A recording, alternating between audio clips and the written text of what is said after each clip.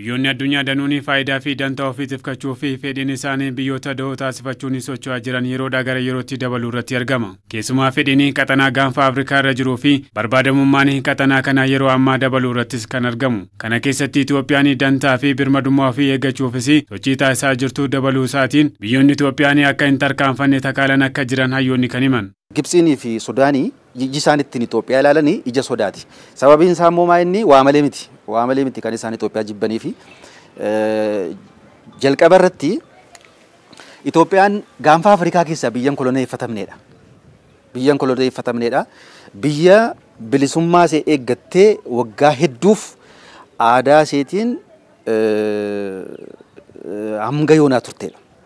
Utuun koloneeffatamin jechaadha. Kuni hinaaffaa uumeera biyyoota baha Afrikaa kana keessatti. Ijipti biyya misoomaa fi guddina gaafa Afrikaa tumsitu ta'uu miti. Biyya Afrikummaa mataa isiitu haaltuudha. Biyyi kun maal barbaaddiidha gaafa Afrikaa kana yoo jettee ilaalte gaafa Afrikaa kana laamshisitee ofii walitti buustee dadhabaa uumtee mootummaa dadhabaa ofii asii gadi ergitu uumteeti intarastii ofii tikfachuudha jechuudha. Intarastii ishii kun ammoo security, national security isii kana hidha laga Naayil irratti focus gooti jechuudha.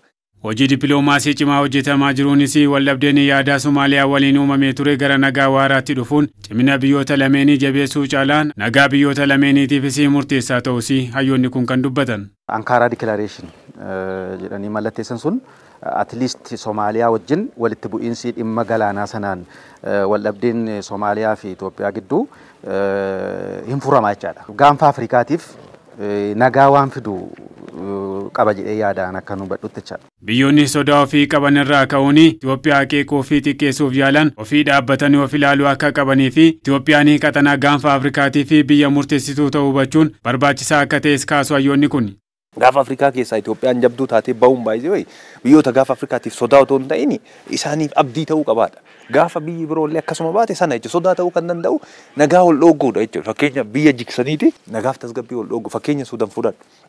Suudaan ollaa biyya keenyaatti kana dura maal akka turte beekna. Har'a garuu biyya ta'uu dhiistee kaartuum guutumatti barbadooftee jirti. Kanarraa eenyutu fayyadama seeraan hawwatee malee jechuudha. Kanaaf karaa nagaa irratti waltumsuudhaan walitti bu'iinsi waanuma xiqqoo wal diddaa xiqqoo wal dhabdee xiqqoo karaa walitti bu'iinsaatti karaa waraanatti oofuu caalaa dhaabbatanii mari'atanii mariin furuun gara fuulduraatti akka tarkaanfatan tiksuu keessatti hundi isaanii shoora isaanii ba'uu qabu waan jedhu kaasuufan.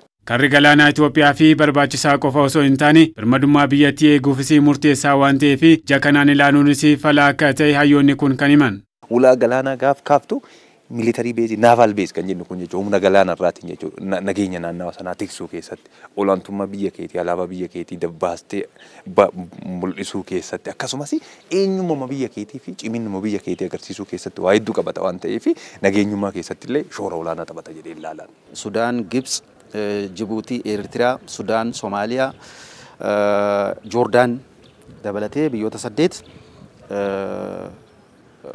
uumaniiru walii galtee ulaa galaanaa waliin hojjechuu waan akkasii jedha. Itoophiyaa memberii miti. Itoophiyaa qofayyuu miti immoo Somaalilaand illee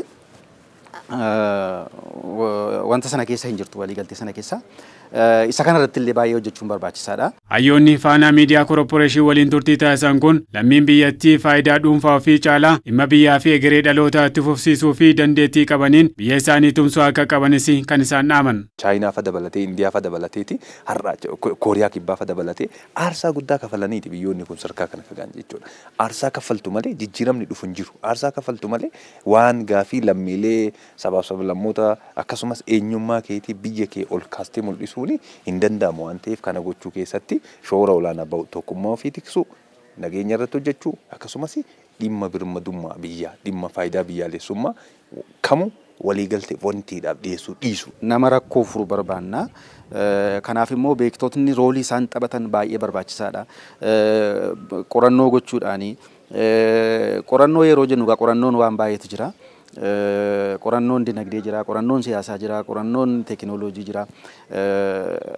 Fuula keenya gara keessumaa warri beektota ta'anii gara biyya guddisuu gara misoomaatti yoo ceessan gaariidha jedhee yaada.